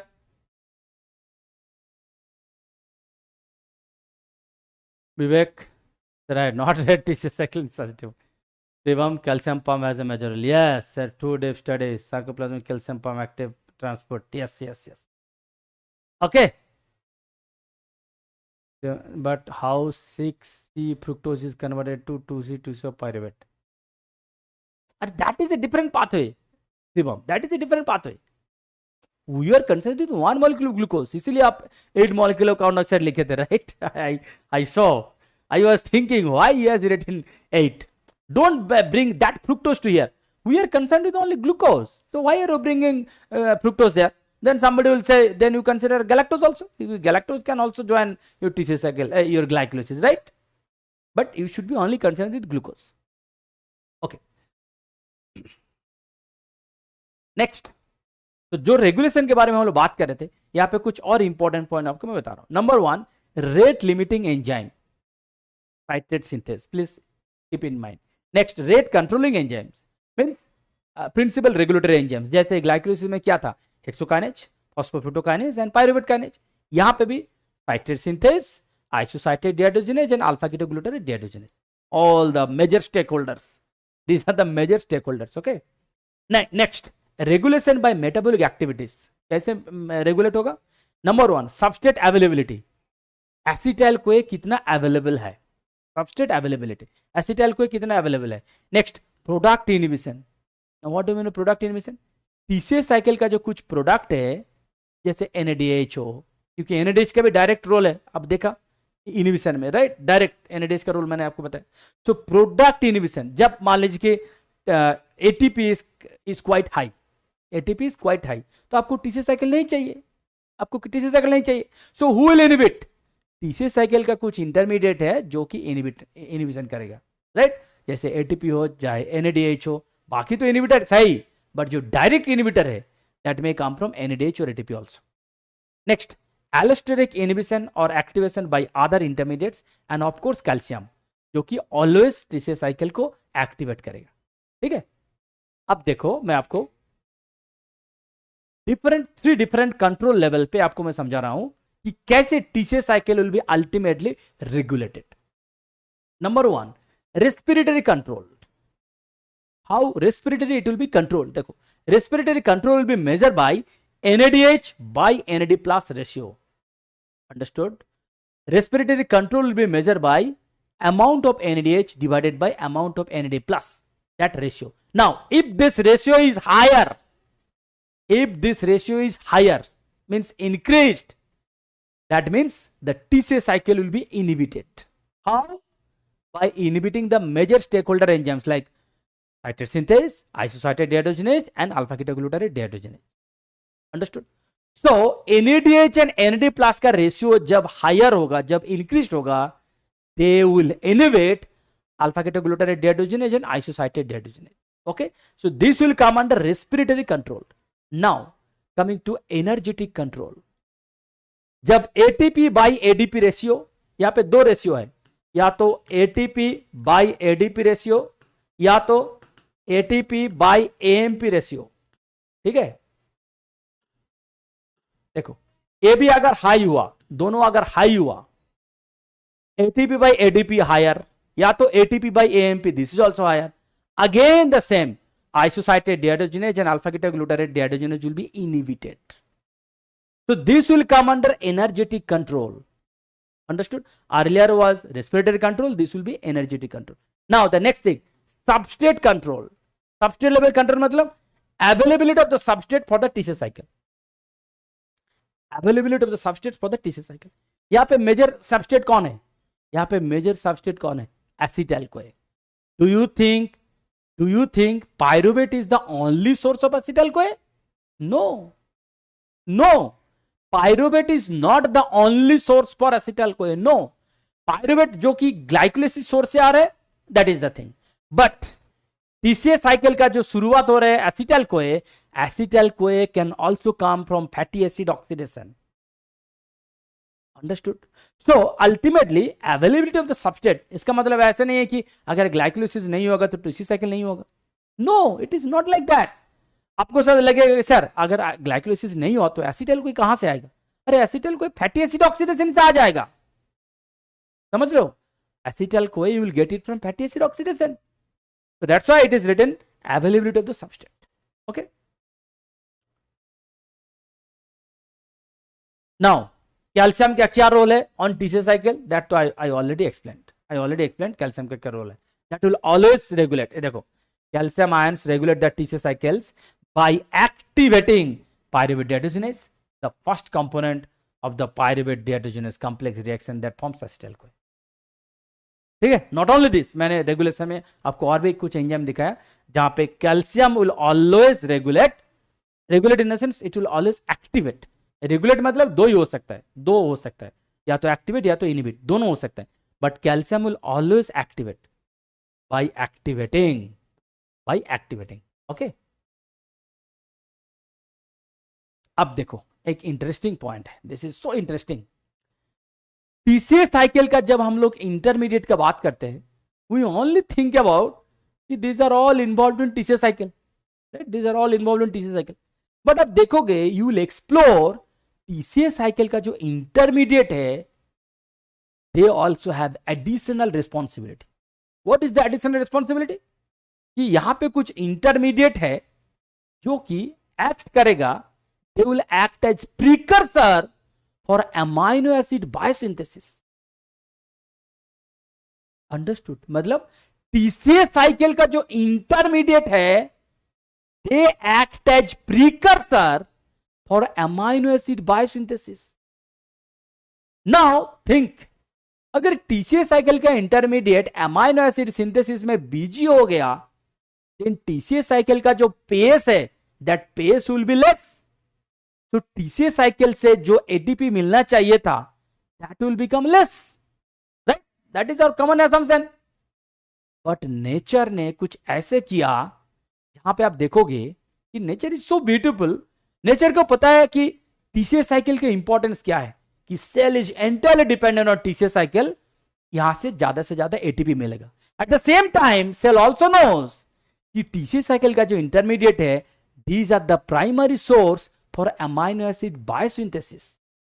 तो उसको भी रखना है कंटिन्यू. तो दोनों को सही से मेंटेन करना है. इसलिए कुछ बैकअप रिएक्शन सेल ने किया, सो दैट टीसीए साइकिल का जो ओवरऑल पेस है, that pace will not be hampered. अब मैं आपको समझा रहा हूं, देखो. तो टीसीए साइकिल का बेसिकली दो रोल है, एक है एनाबोलिक रोल, एक है कैटाबोलिक रोल. कैटाबोलिक मतलब डिग्रेडेशन, ब्रेकडाउन. एनाबोलिक मतलब सिंथेसिस, जस्ट ऑपोजिट. तो एनाबोलिक मतलब सिंथेसिस. सिंथेसिस मतलब किसका synthesis? Amino acid synthesis. Amino acid synthesis, ठीक है. So please remember, TCA cycle का जब हम लोग एनाबोलिक रोल के बारे में बात करेंगे, what will be synthesized? Amino acid will be synthesized. Next, coming to this side, जब हम लोग बोल रहे कि टीसीए साइकिल में कुछ ब्रेक होगा, क्या ब्रेक होगा? acetyl-CoA will be oxidized. Acetyl-CoA will be oxidized to CO2. Acetyl-CoA will be oxidized to CO2 and water with releasing of energy. So TCA cycle का दो रोल है, एक है कैटाबोलिक रोल, दूसरा है anabolic role.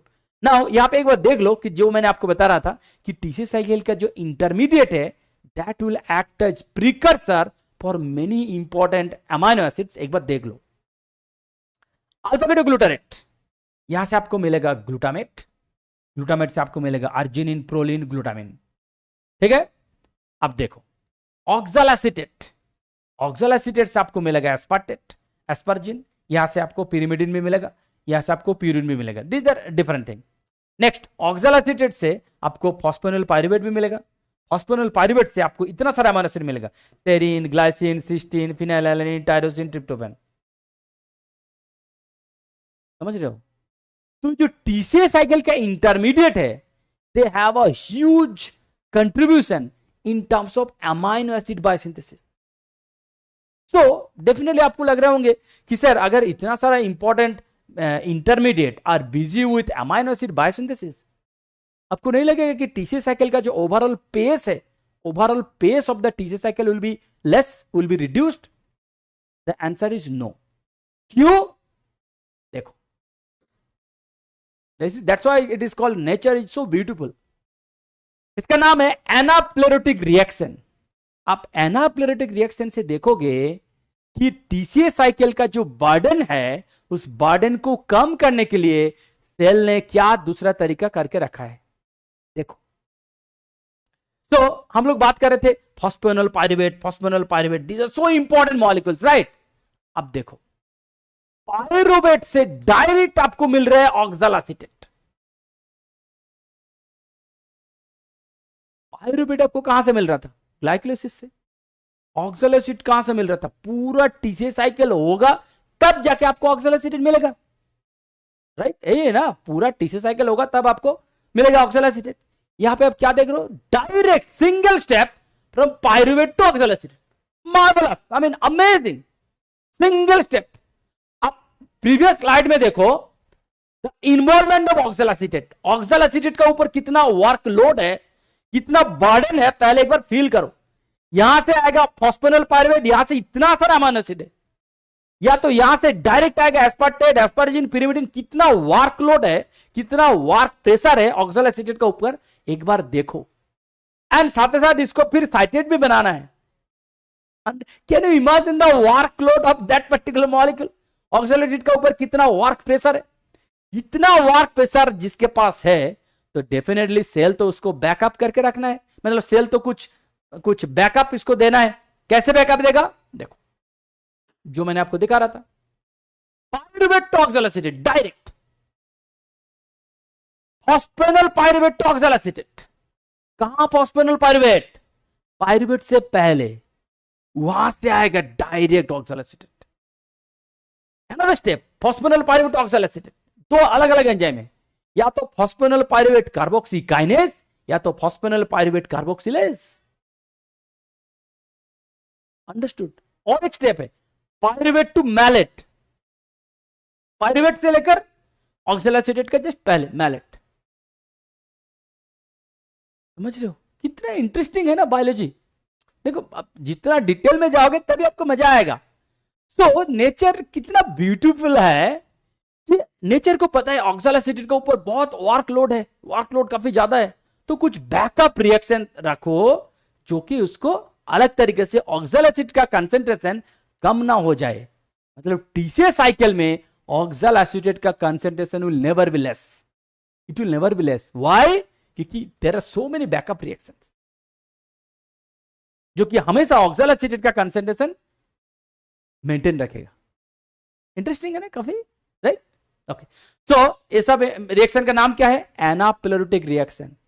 And please remember the name of this enzyme, क्योंकि ये काफी इंपॉर्टेंट एंजाइम है, राइट? Single step.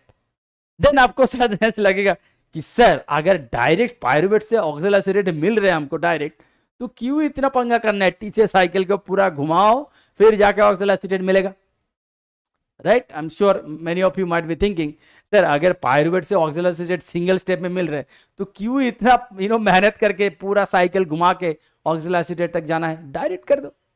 अगर डायरेक्ट कर दिया तो एटीपी कहां से मिलेगा? एटीपी कहां से मिलेगा? आपको एनएडीएच मिल रहा था ना, इतना सारा जो एनएडीएच मिल रहा था, तो एनएडीएच थोड़ी मिलेगा यहां से, और ऐसे एनएडीएच नहीं मिलेगा. अंडरस्टूड? आपको ये चीज समझना है कि साइकिल जितना लंबा होगा उतना ही बेनिफिट होगा सेल का, क्योंकि वहां पे एटीपी मिलेगा. समझ रहे हो हर एक चीज का बेनिफिट क्या है? TCA cycle is amazing. Okay okay okay. अच्छा, अब यहां पे आने से पहले आपको मैं थोड़ा ट्रेलर में बता देता हूं. पहले ट्रेलर, आप और भी एक्साइटेड हो जाओगे, मतलब अमेजिंग. देखो, ये है आपका पाइरुवेट टू एसिटाइल को है, एंड ये है आपका टीसीए साइकिल, राइट? देखो, तो ये कहां हो रहा है? Sorry, pyruvate acetyl. इससे पहले आपको खींचना चाहिए ग्लूकोज से, glucose to pyruvate to acetyl को. ओके, अच्छा देखो, ए वाला जो स्टेप है ग्लूकोज टू पायरुवेट, इसको हाँ देखो, ग्लूकोज टू पायरुवेट क्या है? Glycolysis. This is glycolysis, right? This is glycolysis. ये क्या है आपका? TCA cycle, right? Now see, ये कहां हो रहा है? साइटोप्लाज्म। ये कहां होगा? Mitochondria, right? सो दोनों लोकेशन अलग अलग है। अब देखो इंटरेस्टिंग, कितना इंटरेस्टिंग है। अब आपको पता होगा ग्लाइकोलिसिस में आपको एक स्टेप में एनएडीएच मिल रहा था, राइट? Do remember? एक स्टेप में आपको एनएडीएच मिल रहा था, राइट? पायरुवेट टू एसिटाइल कोए ए भी होता है माइटोकॉन्ड्रिया में, यहां पे भी आपको एनएडीएच मिल रहा था, राइट? यहां पे भी एनएडीएच मिल रहा था एंड टीसीए साइकिल का अंदर पे भी आपको एनएडीएच मिल रहा था। नाउ लुक, ये जो एनएडीएच है दिस इज साइटोप्लाज्मिक। ये जो एनएडीएच है एंड ये जो एनएडीएच है both are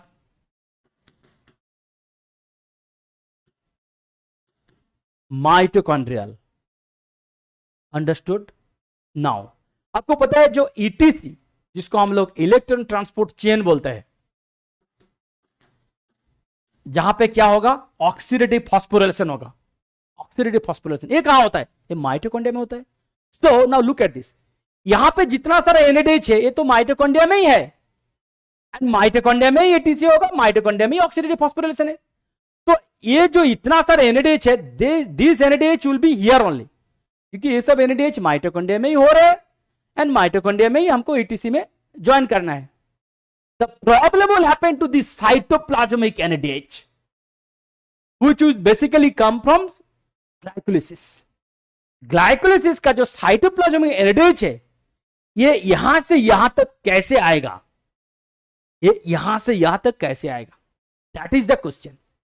so cytoplasmic NADH mitochondria में कैसे आएगा? There are two pathways. Based on the pathways the calculation of ATP will be totally changed. Now let me give you the question, then you will understand. अब मैं आपको question पूछूंगा जिस question के साथ यू आर फैमिलियर, जिस question आपको पता है, आप बचपन से वो क्वेश्चन पढ़ के आ रहे हो। I am sure all of you know the answer, but I am sure here there will be lot of ambiguity between your answer, there will be lot of ambiguity. क्या? सिंपल क्वेश्चन है। After complete oxidation of one molecule of glucose, how many molecules of ATP will be synthesized? How many molecules of ATP will be formed, will be generated? Now tell, you write your answer. First you write your answer. Now I'll give you one more hints. आप ऐसे consider करो कि one molecule of NADH will give you 3 molecule of ATP. One molecule of NADH will give you 3 molecule of ATP. And 1 molecule of FADH2 will give you 2 molecule of ATP. ठीक है? बस इस on this basis you write, जब पूरा single molecule of glucose will be completely oxidized, how many molecule of ATP will be generated? Right.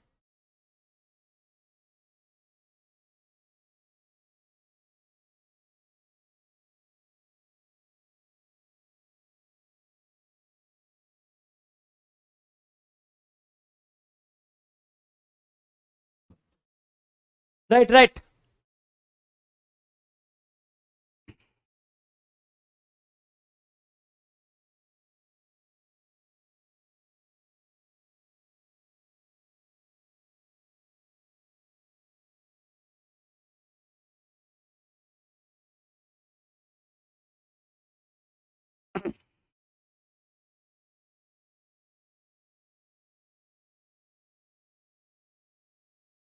Deepti, Siti, Shreya, Puja, Mahendra सब 36 लिखे हो, विवेक 36 लिखे हो। ठीक है, चलो मैं देखता हूं। कानुप्रिया 36, एकदम सब सोच लिया कि आज तो सर को हम लोग दिखाएंगे कि we are united, right? Unity is our strength. तो चलो सब लोग 36 लिखते हैं। चलो देखते हैं सर क्या बोलेंगे। अब सब एकदम यूनाइटेड हो गया, वर्चुअली यूनाइटेड हो गया अब लोग कि चलो हम लोग 36 लिखेंगे। आप देखेंगे सर कैसे डिफेंड करें इसको।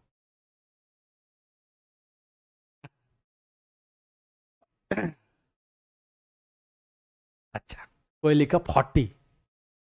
शिवम, आपको 40 कहां से मिल गया? आई don't no. Anyway, any other answer?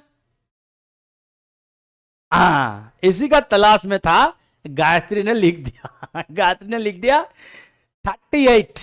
इसी का तलाश में था, 38 तो लिख दिया। ठीक है, चलो अब कितने लोग गायत्री का सपोर्ट करोगे? हाँ, अब आ गया, सखी आ गया अभी। Net gain 38, total ATP formation 40। 40 कहां से आ गया सखी? बबलिन 38, वंशी का 40 आ गया। विवेक कंफ्यूज्ड कि क्या हो रहा है। Okay, anyway, come come come to the point now, come to the point. बस हो गया, मैं देख लिया जो देखना था हमको, मैं देख लिया। So basically you are fighting with 36 versus 38। 40 तो मिलेगा नहीं, शिवम एंड और कौन सपोर्ट कर रहे हैं? सखी। 40 तो होगा नहीं। Okay, so forget about 40। Now the question is, your answer will be either 36 और 38। ठीक है, तो now come to the point, कौन सा आंसर करेक्ट है? 36 करेक्ट है या 38 करेक्ट है?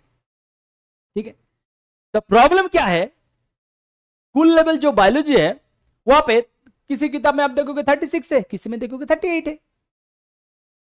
The fact is both are true, but as a scientist you have to prove कि 36 is not 38, right? How can you say 36 is also true, 38 is also true? समझ रहे हो मैं जो बोल रहा हूं? हाउ कैन यू से कि बोथ आर ट्रू? क्योंकि as a number 36 is not like 38। If it was 35.9 and 36, you can say चलो both are same. If it is 37.9 and 38, you can say chalo both are fine. But 36 and 38 are there is significant difference between 36 and 38, so you cannot say both are true. You have to justify q 36 and 38 both are true. You have to justify. Now I'll tell you why it is so ki 36 is also true, 38 is also true. Understood? The problem is in school biology they have not addressed this problem. Q both are correct. They have not addressed this problem because this is a very, you can say, high fundamental problem, high fundamental thinking. Okay, now I'll tell you why is it so कि 36 भी correct है, 38 भी correct है. Now I will prove it कि both are correct. देखो,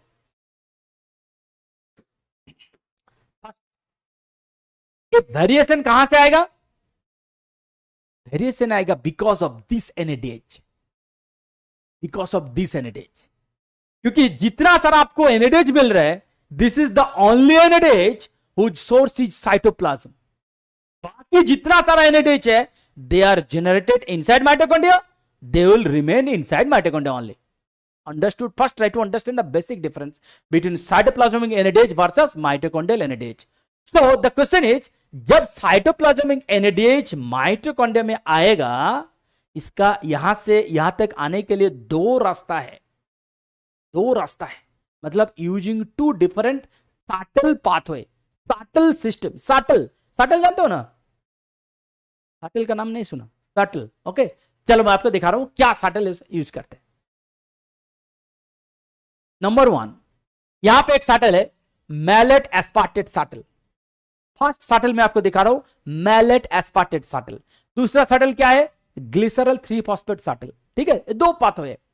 सो यहां पे देखो, मैं आपको दिखा रहा हूं ये जो येलो कलर वाला है. फर्स्ट देखो, ये जो येलो कलर वाला आप देख रहे हो, this is the border of mitochondrial membrane. ठीक है, this is the border of mitochondrial membrane. देखो मैट्रिक्स से सब कुछ यहां पे लिखा हुआ है. This is the border of mitochondrial membrane.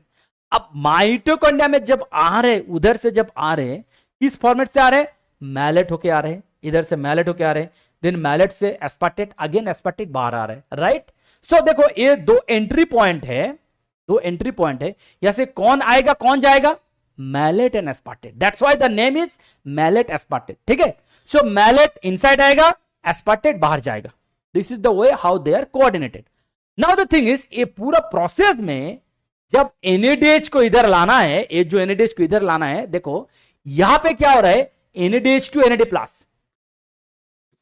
NADH to NAD plus. ठीक है, ये NADH टू NAD प्लस हो गया। जैसे यहां पे आ गया, यहां पे जस्ट उल्टा है, NAD प्लस टू NADH। देखो NAD प्लस टू NADH, देखा एरो, देखा NAD plus two NADH। So basically क्या है रेडॉक्स रिएक्शन का मतलब क्या है? What do mean bye redox reaction? Oxidation reduction दोनों होना चाहिए, उधर ऑक्सीडेशन होगा तो इधर रिडक्शन होना चाहिए, दोनों होगा तभी इट इज रेडॉक्स। तो यहां पे जो हो रहा है इसका बस उल्टा हो रहा है, इधर NADH टू NAD प्लस हो रहा है, यहां पे NAD टू NADH हो रहा है। अंडरस्टूड? सो बेसिकली यहां पे ये जो NADH जब अंदर आएगा माइटोकॉन्ड्रिया में, जब आ रहे साइटोप्लाज्म में NADH जब यहां पे आ रहे, देन ऑक्सीडेशन रिडक्शन में दो जो अलग अलग स्टेप है, दोनों केस में NAD यहां से जो होगा इसका जस्ट ऑपोजिट इधर होगा। अंडरस्टूड? सो यहां पे बेसिकली जो कंट्रीब्यूटर है that is NAD plus. What is the contributor? अच्छा, NADH क्या है? NADH है इलेक्ट्रॉन डोनर। मैं यहां पे लिख देता हूं, देन आपको और क्लियर से पता हो। NADH क्या है? Electron donor. ये क्या है? Electron acceptor. ठीक है, ये है इलेक्ट्रॉन एक्सेप्टर। NAD प्लस है इलेक्ट्रॉन एक्सेप्टर। सो ये जो सटल है मैलेट एस्पार्टेट सटल जो है, दोनों में ऑक्सीडेशन रिडक्शन दोनों केस में NADH NAD प्लस इन्वॉल्व है। ठीक है, दैट्स व्हाई यहां से जो जेनरेट होगा, जेनरेट मतलब ये NADH जब जाएगा आपका ETC में, तब यहां से आपको 2.5 ATP पर NADH मिलेगा। 2.5 मतलब आप 3 ही कंसीडर करो, 3 ATP आपको मिलेगा पर NADH। ठीक है, क्योंकि ये NADH होके जा रहे, this is going in the form of NADH mitochondria, क्योंकि आ गया माइटोकॉन्ड्रिया में। सो दैट्स व्हाई यहां पे जो ETC है, देखो यहां पे जो इलेक्ट्रॉन ट्रांसपोर्ट चेन है जो लिखा है यहां पे, this will directly go, this will directly participate. So आपको डायरेक्ट मिलेगा 3 ATP पर NADH। ठीक है, that will be produced. Same चीज आप दूसरा सटल में देखो, ग्लिसरॉल 3 फॉस्फेट सटल। यहां पे देखो क्या हो रहा है, यहां पे again NADH is converted to NAD plus. जब इसका रिडक्शन का बात है, then FAD is involve to FADH2। Understood? So यहां पे ये जो FAD है, ये जो FAD है प्रीवियस स्लाइड में क्या था? NAD प्लस था। यहां पे जो FAD है ये क्या है? This is your electron acceptor. In this subtle FAD is the electron acceptor, जो कि NAD प्लस था प्रीवियस में। अब देखो जब FAD है, this will join your ETC। जब FAD will join ETC, this will result only 2 ATP। देखो लिखा है 1.5, तो दिस 1.5 और 2 इज सेम, 2 ATP पर NADH। पर NADH मतलब सोर्स क्या है? सोर्स है दिस NADH, बट जब this NADH is coming to mitochondria, यहां पे इलेक्ट्रॉन एक्सेप्टर है FAD instead of NAD plus. That's why जो आउटकम है that will be less. Now I will show you. देखो यहां पे अलग से पूरा मैंने लिख दिया, the yield is lower because FAD rather than NAD plus is the electron acceptor in mitochondrial glycerol 3 phosphate dehydrogenase pathway. Understood?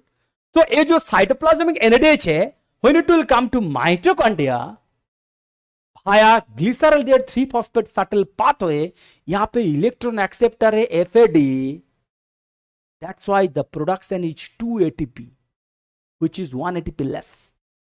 ठीक है, now I will show you the whole path. देखो जो मैंने क्वेश्चन रेज किया था, आप यहां पे देखो direct malate aspartate shuttle versus glycerol 3 phosphate shuttle when it comes to ATP production. देखो सो शुरू होगा 1 मॉलिक्यूल ऑफ ग्लूकोज, खत्म होगा या तो 36 या तो 38, both are correct, both are correct. So पहले आपको यहां पे क्या मिलेगा? 2 NADH 2 ATP। यहाँ पे पायरुवेट एसिटाइल को NADH ये सब तो सेम है, इसका कोई प्रॉब्लम नहीं है। द प्रॉब्लम इज ये जो NADH है, देखो ये NADH, this is the NADH of glycolytic NADH, right? ये जाएगा आइदर ग्लिसरॉल 3 फॉस्फेट पाथवे या तो मैलेट एस्पार्टेट सटल पाथवे। ये अगर ग्लिसरॉल 3 फॉस्फेट पाथवे से जाएगा then it will give you only 4 ATP। ये अगर मैलेट एस्पार्टेट से जाएगा this will give you 6 ATP। बाकी सब एज इट इज है। So you will get 36 ATP if it follows glycerol phosphate subtle. You can also get 38 ATP if it follows malate aspartate subtle. So the answer is both are true, but you have to justify क्यों both are true. आपको 36 मिलेगा जब glycolytic NADH जो कि cytoplasm है, cytoplasmic NADH भी बोला जाता है, cytoplasmic NADH when it will reach to mitochondria by glycerol 3-phosphate pathway, by glycerol 3-phosphate shuttle pathway, the outcome will be 36. क्यों? क्योंकि वहां पे जो इलेक्ट्रॉन एक्सेप्टर है that is FAD, not NAD plus. And अगर सेम चीज malate aspartate shuttle से आएगा then the generation will be 38. क्यों? क्योंकि इलेक्ट्रॉन एक्सेप्टर है NAD plus. Now I am sure you will ask the question कि sir हम लोग को कैसे पता चलेगा कि ये साइटोप्लाज्म में एनएडीएच उधर से जाएगा इधर से जाएगा? That will be controlled by cell. That will be controlled by cell and both the things happen. Both the things happen. ऐसा नहीं है कि ओनली ग्लिसरॉल फॉस्फेट शटल होगा या तो ये होगा, दोनों. I mean that will depend on sale. कौन सा शटल को कब यूज करना है that will depend on sale. Understood? Is it clear now? तो नाउ यू कैन फाइट कि 36 भी ट्रू है 38 भी ट्रू है, बट कब 36 है कब 38 है, you should know how to justify your answer. Okay, समझ गया?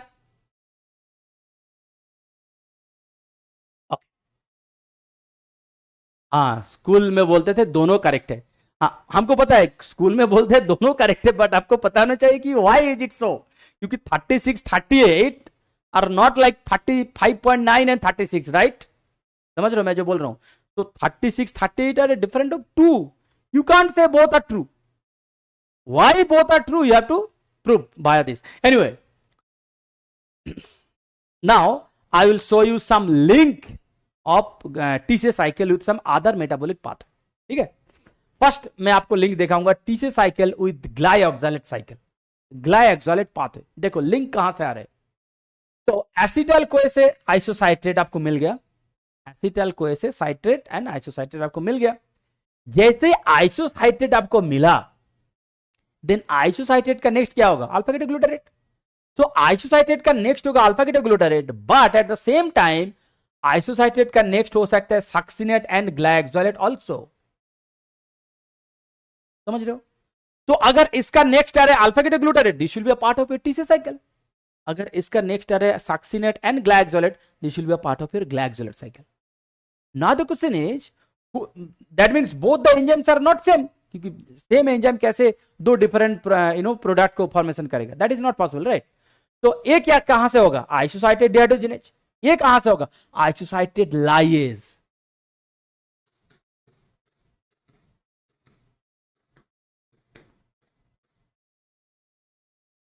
आइसोसाइटेट lyase. Okay, isocitrate lyase. So please remember the name of this enzyme which will bifurcate either towards TCA cycle or towards glycosylated cycle. आपको ये नाम याद रखना है कि आइसोसाइटेट lyase कौन सा एंजाइम है. मतलब what is the name of that enzyme which will convert isocytate to glycosylate. The link between TCA cycle and glycosylate cycle. Okay. TCA cycle के साथ यूरिया साइकिल का भी लिंक है.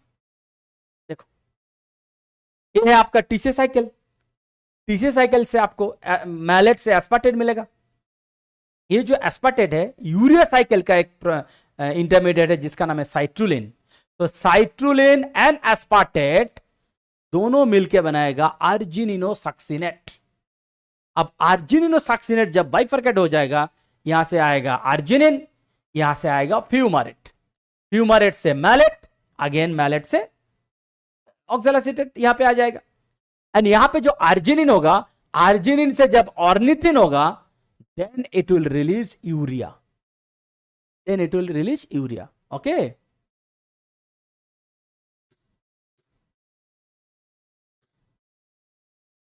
देखो छोटा छोटा कुछ ऐसे केमिकल फॉर्मूला आपको याद रखना होगा. ठीक है, छोटा छोटा. यूरिया बहुत सिंपल है. तो यहां आपको यहां से क्या क्वेश्चन आएगा? अगेन कहां क्वेश्चन आएगा? ये जो लिंक है TCA cycle and urea cycle का लिंक कहां है? इधर से एस्पार्टेट, इधर से citrulline. The link will be argininosuccinate. Argininosuccinate जब हाइड्रोलाइज्ड हो जाएगा it will give you arginine as well as फ्यूमारेट.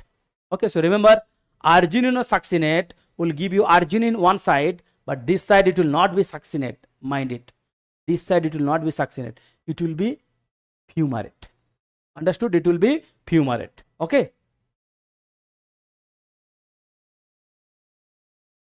बस हो गया टीसीएस साइकिल. ठीक है, अब बताओ क्या सीखे आप टीसीएस साइकिल से? हाँ बताओ, टीसीएस साइकिल से क्या सीखे हो? बोलो.